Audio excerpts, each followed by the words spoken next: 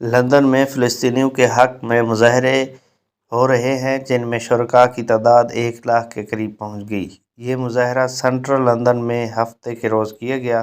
مظاہرین غزہ میں فوری جنگ بندی اور غزہ کا محاصرہ کرنے کا مطالبہ کر رہے تھے، جبکہ مظاہرین فلسطین کی آزادی کے حق میں بینرز اٹھائے ہوئے تھے جن پر تحریر تھا "فلسطین کو آزادی دو"۔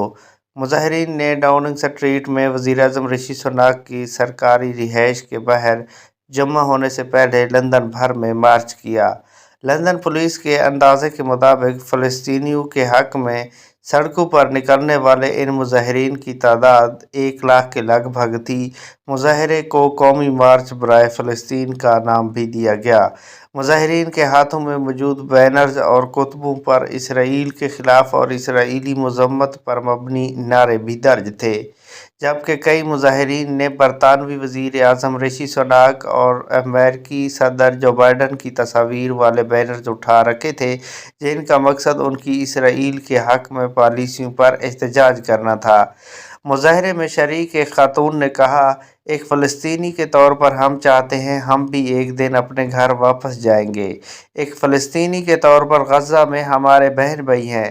ہم چاہتے ہیں کہ فلسطین کے لیے کچھ زیادہ کریں، مگر احتجاج ایسی چیز ہے جو ہم منٹوں میں کر سکتے ہیں۔" کئی مظاہرین نے اسرائیلی مذمت پر مبنی بڑے سخت نعرے لکھے ہوئے تھے، جبکہ ایک نے بینر پر سناک، نیتن یاہو اور جو بائیڈن کی تصاویر بنا کر نیچے لکھا ہوا تھا، "جنگی جرائم میں مطلوب ہیں۔" دوسری جانب لندن پولیس نے پہلے ہی اعلان کر رکھا تھا کہ حماس برطانیہ کی طرف سے ایک دہشت گرد تنظیم ہے، اس لیے اگر کوئی اس کے حق میں نعرے لگائے گا تو اس کو گرفتار کر لیا جائے گا۔